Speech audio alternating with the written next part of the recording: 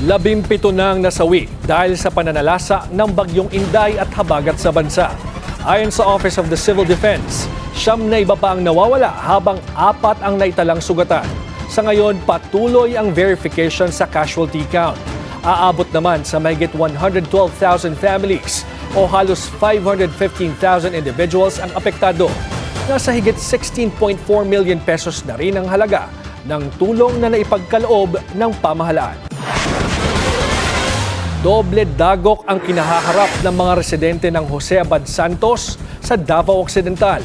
Ilang barangay ang lubog sa baha dulot ng bagyong Inday habang di pa rin sila nakakabangon mula sa epekto ng magnitude 7.8 na lindol noong nakaraang buwan.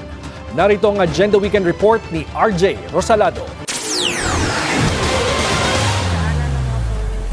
Halos hindi na madaanan ang kalsadang ito sa Barangay Tanuman sa bayan ng Jose Abad Santos, Davao Occidental.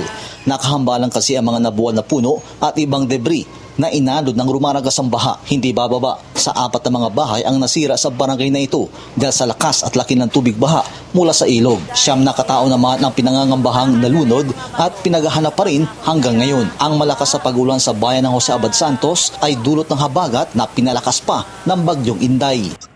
Yes, in Barangay Tanuman, meron tayong missing na 7 persons, no, na natangay yung kanilang bahay at pati sila na natangay din ng malakas na pagbaha kagabi. Yes, missing, patuloy pa rin mga paghahanap sa kanila.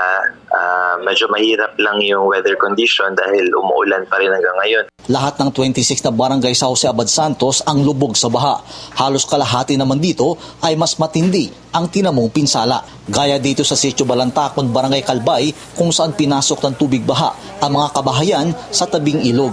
Halos walang naisalba ang mga apektadong pamilya. Dobleng dagok ito sa mga residente na hindi pa tuluyang nakakabangon sa pinsala na dulot ng 7.8 magnitude earthquake noong nakaraang buwan. Humigit 2,600 na mga bahay ang totally damaged sa lindol, habang umabot naman sa humigit 4,500 na mga pamilya ang nagsilikas. At dahil sa pananalasa ng habagat, nadagdagan pa ngayon ang bilang ng mga evacuees sa Jose Abad Santos. Kaya humingi na ng tulong ang LGU sa national government.